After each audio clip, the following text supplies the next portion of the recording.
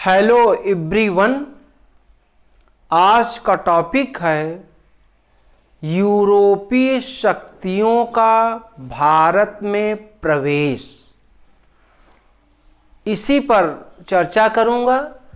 कल मैंने आप लोगों को पुर्तगालियों के आगमन के बारे में बताया था कि कैसे पुर्तगाल का राजकुमार हेनरी द नेविगेटर के आज्ञा लेकर, आदेश लेकर के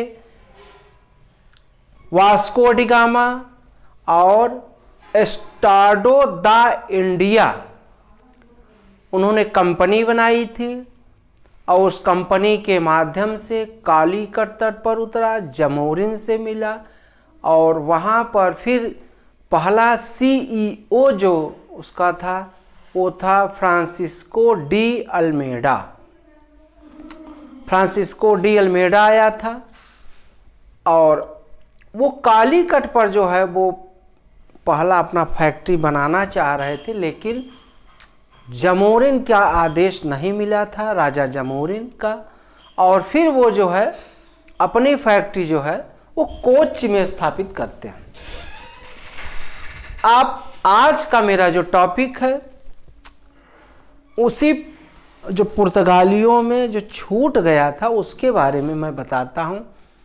और उसमें दूसरा सीईओ आता है अल्मेडा के बाद, फ्रांसिस डी अल्मेडा के बाद जो है वो Afonso de Albuquerque, Afonso de Albuquerque ये आता है। इसका कार्यकाल 1509 से 1515,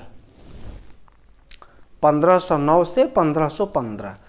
इसने भी बहुत लगन से जो है वो अपनी कंपनी के लिए काम किया था। एस्टाडो द इंडिया के लिए इसने काफ़ी काम किया था। और जहाँ तक इसके व्यक्तिगत व्यवहार के बारे में है तो ये कट्टर क्रिश्चियन धर्म का समर्थक था और यह भारत में पुर्तगाली कंपनी का वास्तविक संस्थापक था। पुर्तगाली कंपनी का वास्तविक संस्थापक था। और इनका जो फैक्ट्री स्थापित हुई थी 1503 में कोच्चि में, तो वहाँ से इन्होंने काली मिर्च का व्यापार शुरू किया था। फैक्ट्री का मतलब आप समझें, फैक्ट्री कोई ऐसा नहीं कि कोई कारखाना स्थापित हो गया, वहाँ कोई निर्माण, कोई कुछ पार्ट्स बनने लगे, ऐसा नहीं।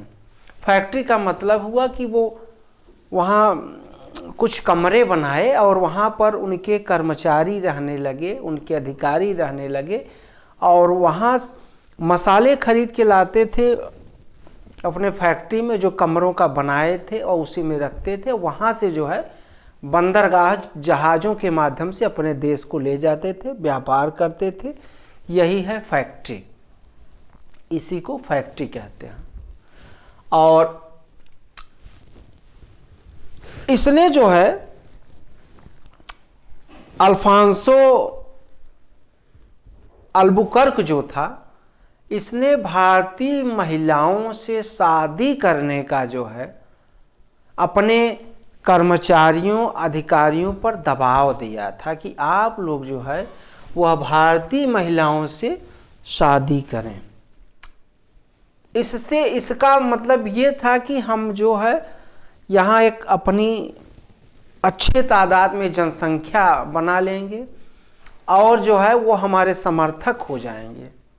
इसी के कारण इसने ऐसा किया था। और ईसाई धर्म में इसकी गहरी रुचि थी, इसीलिए ईसाई धर्म का प्रचार प्रसार करने के लिए भी इसने ऐसा किया था। तो इसको ध्यान से सुने। क्वेश्चन आ सकता है कि कौन सा सीईओ या गवर्नर, पुर्तगाली गवर्नर था जिसने भारतीय महिलाओं से शादी के लिए दबाव अपने अधिकारियों कर्मचारियों पर दिया था। तो वह था Afonso de Albuquerque. Afonso de Albuquerque. अगला है, इसने 2 जल संधियों पर, 2 जल संधियां थी। एक तो आपका हारमुज जल संधि, इसको होरमुज भी, कहीं कहीं हारमुज कहीं होरमुज, बात एक ही है। हारमुज जल संधि, और दूसरी जो है वह जल संधि है मलक्का जल संधि। हारमुज जल संधि और मलक्का जल संधि, इन दोनों जल संधियों पर, पार्क स्टेटों पर अपना कब्जा कर लिया था। इन दोनों जल संधियों पर इसने कब्जा कर लिया था, अपना नियंत्रण स्थापित कर लिया था, होरमुज जल संधि और मलक्का जल संधि। फिर इसी के कार्यकाल में इसने जो है 1510 में गोवा पर नियंत्रण स्थापित कर लिया था। गोवा को अपने कब्जे में कर लिया था 1510 में। और एक बात ध्यान रखें, सबसे पहले पुर्तगाली भारत में आए और सबसे बाद में वो भारत से गए हैं। यह भी आप पॉइंट नोट करें, गोवा पर इनका नियंत्रण 1961 से समाप्त होता है। 1961 से जो है गोवा पर इनका नियंत्रण समाप्त होता है, जबकि अंग्रेज 1600 में आए और 1947 में चले गए। लेकिन ये 1498 में आते हैं और 1961 तक ये भारत में रहते हैं। इनका कब्जा जो है गोवा स्टेट पर रहता है। 1961 में जो है गोवा को भारत, हमारे देश के लोगों ने खाली कराया था। और अब आगे जो है इसने जो है, मैंने बताया कि महिलाओं से शादी करना और ईसाई धर्म का प्रचार प्रसार इसने बहुत किया था भारत में।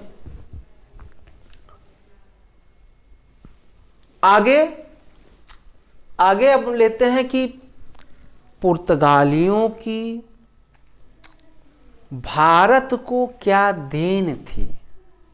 पुर्तगालियों की भारत को क्या देन थी, इनकी उपलब्धियां क्या थी। तो सबसे पहली देन इनकी जो है वह है प्रिंटिंग प्रेस की स्थापना। प्रिंटिंग प्रेस की स्थापना पुर्तगालियों ने किया 1556 में, और वो किए थे गोवा में।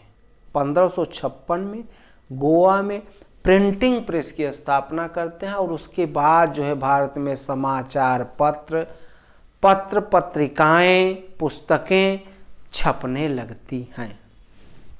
उसके बाद जैसे हमारे यहाँ स्थापत्य कला बहुत निर्माण, जैसे मान लीजिए मथुरा कला, गांधार कला, और जहांगीर के शासनकाल में, शाहजहां के काल में स्थापत्य निर्माण जो है मंदिरों का, जैसे मान लीजिए कि प्राचीन हिस्ट्री में, प्राचीन इतिहास में तमाम जो है गांधार शैली, वेसर शैली, नागर शैली, उसी तरीके से इनकी एक शैली थी स्थापत्य के निर्माण में, उसका नाम था गोधिक स्थापत्य। गोधिक शैली इनकी थी। और ये शैली, चूँकि ये गोवा में ज़्यादातर रहे थे, तो गोवा में जो मकान बने, जो बिल्डिंगें बनी, या इन्होंने जो कुछ बनवाया, तो उसका छाप इन लोगों का वहाँ की इमारतों पर पड़ा, और इनकी एक शैली जो गोधिक शैली थी उसके तहत वहाँ पर निर्माण हुआ। इनकी अगली देन है, यह है जहाज निर्माण की नई तकनीक।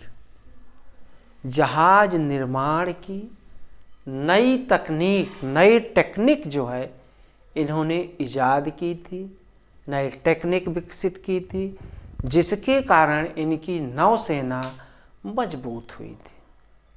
और ये जो है इसी के कारण समुद्र में, सामुद्रिक रास्तों पर जो इनका आधिपत्य स्थापित हुआ था।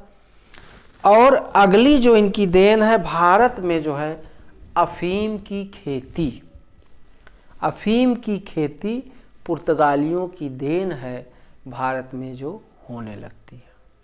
यहीं से अफीम की खेती शुरू होती है। और ये जो है अफीम की खेती हो गई। फिर जो है अगला जो इनका सीईओ आया था उसका नाम था निनोडी कुन्हा, उसका नाम था निनोडी कुन्हा। और निनोडी कुन्हा ने जो है वह गोवा में फैक्ट्री स्थापित की थी 1530 में। 1530 में जो है इन्होंने, जो इनका सीईओ था निनोडी कुन्हा, उसने जो है फैक्ट्री बनाई थी 1530 में गोवा में। और आगे जो है ये कार्ट्ज आर्मेडा, ये शब्द है कार्ट्ज आर्मेडा। तो यह कार्ट्ज आर्मेडा का मतलब जो है वह हिंद महासागर और अरब सागर, हिंद महासागर और अरब सागर, विशेष तौर पर अरब सागर, उसमें जो जहाजें गुजरती थी तो ये जो है उन जहाज़ों से शुल्क वसूल करते थे, एक प्रकार का उसको टैक्स माना जाएगा। और उस टैक्स को एक शब्द दिया गया, एक ये है कार्टज आर्मेडा, कार्टज आर्मेडा। उसी का जो शुल्क वसूलते थे उसको कार्टज आर्मेडा कहा गया। ये हो गया। फिर इनके पतन के कारण क्या थे? पुर्तगाली भारत में जो है क्यों नहीं टिक पाए? तो उसका पहला कारण जो था योग्य शासकों का अभाव। जो फ्रांसिस्को अल्मेडा था, उसके बाद आया आपका Afonso de Albuquerque. De Albuquerque सबसे ज़्यादा योग्य था। पुर्तगालियों में जो सीईओ थे, गवर्नर थे, उसमें जो है सबसे ज़्यादा योग्य अल्बुकर्क ही था। उसके बाद जितने भी अधिकारी कर्मचारी इनके आए वो योग्य नहीं थे। अब एबिलिटी नहीं रहेगी तो आप जो है कहीं भी सक्सेस नहीं हो पाएंगे, फाइट नहीं कर पाएंगे। उसके बाद सरकारी कंपनी होना पुर्तगालियों की सबसे बड़ी कमजोरी। जो कंपनी थी वह, उस पर वहाँ का राजकुमार हेनरी द नेविगेटर का बहुत ज़्यादा दबाव था। जिस कंपनी पर बहुत ज़्यादा सरकारी नियंत्रण रहता है तो वह कंपनी जो है अपने से निर्णय नहीं ले पाती। और यह जो है निर्णय लेने में, चूँकि वहाँ अब वो कंपनी वहाँ बैठी है, वहाँ से गवर्नर पुर्तगाल से कर रहे हैं, इसलिए जो है सही डिसीजन नहीं ले पाए। और इसके कारण जो है ये कंपनी या पुर्तगालियों की कंपनी बैठ जाती। वहीं पर EIC east India company private company थी और वह जो है नेतृत्व की क्षमता ज़्यादा थी, वह क्विक डिसीजन लेती थी, जिसके कारण वो भारत में छा जाती है। अगला जो है नया विकल्प ब्राज़ील। इनका जो नया विकल्प, यह एक दूसरा इनको देश मिल गया जहां अपना उपनिवेश स्थापित किए, उसका नाम था ब्राज़ील। और जब ब्राज़ील में भी ये उपनिवेश स्थापित किए, वहाँ भी जब ये व्यापार करने लगे तो इनका यहाँ से ध्यान जो है कम हो गया। मजबूती के साथ भारत में ये टिक नहीं टिके, उसका कारण दूसरा उपनिवेश भी था। अगला जो है ईसाई मिशनरियों की भूमिका। ईसाई मिशनरियों की भूमिका, ये जो है मैंने बताया था, वो चाहे वास्को डिगामा रहा हो, चाहे अल्मेडा रहा हो और चाहे अल्बुकर्क रहा हो, इन सब ने जो है ईसाई मिशनरियों के माध्यम से भारत में धर्म परिवर्तन करना चाहा। काफ़ी मात्रा में ये जो है हमारे देश में जो है वो धर्म परिवर्तन, लोगों को प्रलोभन दे करके अपने गॉड को ज़्यादा प्रश्रय दे रहे थे, बढ़ावा बता रहे थे कि हमारे गॉड बहुत ज़्यादा तेज हैं, बहुत ज़्यादा उनमें पावर है। इसी के कारण जो है जो भारतीय जनमानस था, परंपरावादी लोग थे, इनसे चिढ़ गए। इनसे जो है भारतीय आम जनमानस इनसे चिढ़ गया और इनसे जो है ईर्ष्या करने लगा, शत्रुता करने लगा। यह भी जो है पुर्तगाली कंपनी के विघटन का या उनकी असफलता का कारण बना। अगला जो है कार्टज आर्मेडा, जो मैंने बताया था, जो कार्टज आर्मेडा के माध्यम से जो है जो जहाज़ें आती थी और उनसे टैक्स वसूलने के कारण, उनसे टैक्स वसूलने के कारण अन्य देश जो भारत से सटे हुए थे या और अन्य यूरोपीय देश वो नाराज हो गए और बैठे बैठा इन्होंने शत्रुता मोल ले ली। सबसे जो है इनकी दुश्मनी हो गई, शत्रुता हो गई। यह भी एक इनका पुर्तगालियों की असफलता का कारण बनता है। अगला EIC, ईस्ट इंडिया कंपनी, चूँकि 1600 में ईस्ट इंडिया कंपनी भी आ जाती है और ईस्ट इंडिया कंपनी के लोग जो थे वो ज़्यादा कुशल थे, उनके पास आधुनिक हथियार भी थे और वह जो है तेजी के साथ भारत में पांव पसारने लगते हैं और उस फाइट में, उस संघर्ष में जो है पुर्तगाली नहीं टिक पाते हैं, पुर्तगाली जो है नहीं टिक पाते हैं। अगला वैवाहिक नीति, जो इनकी वैवाहिक नीति थी उसके कारण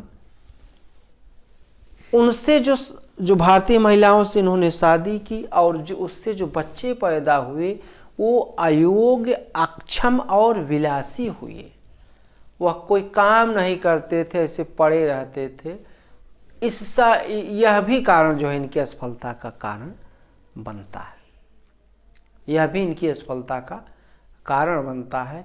और फिर अगले क्रम में भारत में जो है वो आते हैं ब्रिटिश ईस्ट इंडिया कंपनी,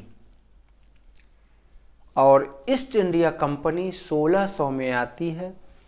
उसके पहले जो है जब पुर्तगाली यूरोप में गए, अपने देश को व्यापार, बहुत सारा माल कमाए भारत से, और जब पुर्तगाल गए और वहाँ यूरोप में बहुत चर्चा होने लगी कि भारत में जो है बहुत सारे मसाले हैं और उस मसालों के माध्यम से असीम व्यापार की संभावनाएं हैं। उसके कारण जो है अंग्रेज़ों के मन में भी लालच उत्पन्न हुई और उनको भी लगा कि हम भारत में पूर्व की ओर व्यापार करेंगे मसालों का। और वहाँ पर कहा जाता है कि जो ईस्ट इंडिया कंपनी बनी थी, वहाँ पर एक कंपनी थी, उसका नाम था मर्चेंट एडवेंचर्स, मर्चेंट एडवेंचर्स। उसी कंपनी की सब्सिडी कंपनी थी। सब्सिडी का मतलब आनुषंगिक, सब्सिडी का मतलब आनुषंगिक कंपनी। जैसे मान लीजिए कि टाटा कंपनी, अब उसी की एक टाटा मोटर्स, टाटा फर्टिलाइजर्स, तो उसका एक दूसरा क्रम, उसका छोटा रूप, उसमें वर्गीकरण, तो इस पर जो है यह आनुषंगिक कंपनी, सब्सिडी कंपनी बनी थी, ईस्ट इंडिया कंपनी। और यह कंपनी जो है 31 दिसंबर 1599 को जो है बनकर तैयार हुई थी। कहा जाता है कि 200 जो उसमें 200 के लगभग शेयर होल्डर्स थे और उसमें ब्रिटिश महारानी भी उसकी शेयर होल्डर बनी थी। और यह कंपनी भारत में आती है। उस समय केवल 15 साल का अनुबंध या आदेश पत्र जो है वो ब्रिटिश महारानी ने EIC को प्रदान किया था। बाद में जो है इसका कार्यकाल जो है अनियंत्रित असीमित कर दिया गया था। डेट कोई सीमा नहीं थी उसकी, और इसकी ट्रेड मोनोपोली मतलब केवल व्यापार करने के उद्देश्य इनका था। बाद में जो है यहाँ के राजाओं नरेशों की शत्रुता को देखकर इनका जो है बहुत सारे मन में इनके लालच आए, और जो है वो कई सौ सालों तक, लगभग 200 सालों तक जो है इन्होंने भारत में शासन किया। तो सबसे पहले जो कैप्टन आया था उसका नाम था हॉकिंस, कैप्टन हॉकिंस, और वो जिस जहाज से आया था उसका नाम था हेक्टर, उस जहाज का नाम था हेक्टर। और वह कब आया था? 1608 में। 1608 में कैप्टन हॉकिंस आया था। चूंकि ये जहाज का कैप्टन था, 1608 में आया था, और उस जहाज का नाम था हेक्टर। यह जेम्स प्रथम, ब्रिटेन की जो महारानी थी उनके पति राजा थे जेम्स प्रथम, और जेम्स प्रथम का दूत था कैप्टन हॉकिंस। और यह जहांगीर से मिलता है, कहा जाता है कि जहांगीर से यह अजमेर में मिला था, जहांगीर से यह अजमेर में मिला था, और फारसी भाषा में जो है वो बात करता है। कैप्टन हॉकिंस फारसी भाषा में बात करता है। फारसी और तुर्की भाषा का जानकार था। फारसी भाषा में क्यों बात किया? क्योंकि मुगलों की आधिकारिक भाषा जो थी वह फारसी थी, और कोई भी व्यक्ति जब दूसरे व्यक्ति से उसको प्रभावित करने के लिए उसी की भाषा में बात करेगा तो वह व्यक्ति उससे प्रभावित हुए बिना नहीं रह सकेगा, और उसने ऐसा ही किया। बड़ी चालाकी के साथ जो है वो मुगल दरबार में जहांगीर से मिलता है, और फारसी भाषा में बात किया और बहुत सारा उपहार दिया। तो जैसे ही फारसी भाषा में बात किया तो जहांगीर जो है उससे प्रभावित हुए बिना नहीं रह सका, और उससे वो अट्रैक्टिव हुआ, और उसने बहुत सारा उपहार दिया था। उस उपहार में सबसे पहले उसने एक घड़ी दी थी। घड़ी को जहांगीर देखा, लेकिन घड़ी से वो प्रभावित नहीं हुआ, और तब उसने एक पेंटिंग दी, एक चित्रकारी जो है उसको भेंट किया। उस चित्रकारी से वो जो है, क्योंकि जहांगीर के शासन काल में, उसका शासन काल जो था वो चित्रकारी के लिए प्रसिद्ध था। सबसे ज़्यादा अगर उसके काल में किसी चीज़ की उन्नति हुई थी तो वह थी चित्रकारी, पेंटिंग। और जब वो पेंटिंग उसको दिया तब जहांगीर ने उसको शाम को खाने पर बुलाया, और जैसे वो खाने के लिए गया था जहांगीर उस पेंटिंग को देखा था और अपने चित्रकारों द्वारा उसी तरीके की पेंटिंग जो है वो बनवाया। और जब वो कैप्टन हॉकिंस शाम को खाने के लिए, रात के डिनर के लिए उसके पास जाता है, तो जहांगीर ने 2 पेंटिंग रखा, एक तो उसकी वाली और एक अपनी बनाई हुई। हूबहू पेंटिंग वैसे ही थी। और कैप्टन हॉकिंस से वो कहता है कि आपकी जो पेंटिंग है आप उसे पहचानिए। कहा जाता है कि हॉकिंस जानबूझकर उसने अपनी पेंटिंग को न कह करके जहांगीर वाली पेंटिंग को कहा कि यह मेरी पेंटिंग है। तो इससे जहांगीर, ओह आप तो पहचान नहीं पाई, ये तो मेरी पेंटिंग है। और ये कैप्टन हॉकिंस जानबूझ करके ऐसा किया था। फिर वो जो है उससे प्रभावित हो जाता है, फारसी भाषा में जो बात किया था पेंटिंग, फिर जो है उसने एक आज्ञा पत्र उससे प्राप्त कर लिया, और प्राप्त कर लिया सूरत में फैक्ट्री खोलने के लिए। सूरत में फैक्ट्री खोलने के लिए उसने प्राप्त कर लिया, लेकिन आज्ञा पत्र तो मिला लेकिन फैक्ट्री वहाँ खुली नहीं। फिर जो है वो आता है मसूलीपत्तनम में जो है वो कंपनी खुलती है, और वो आया था सर टॉमस रो, जहांगीर के दरबार में सर टॉमस रो आया था, और तब उससे आज्ञा प्राप्त करके और कंपनी जो है खुली मसूलीपत्तनम में।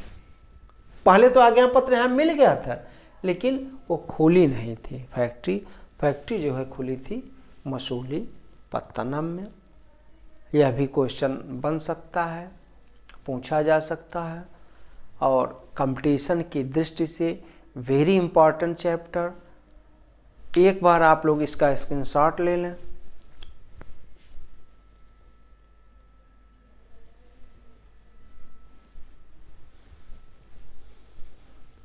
आज इतना ही, धन्यवाद।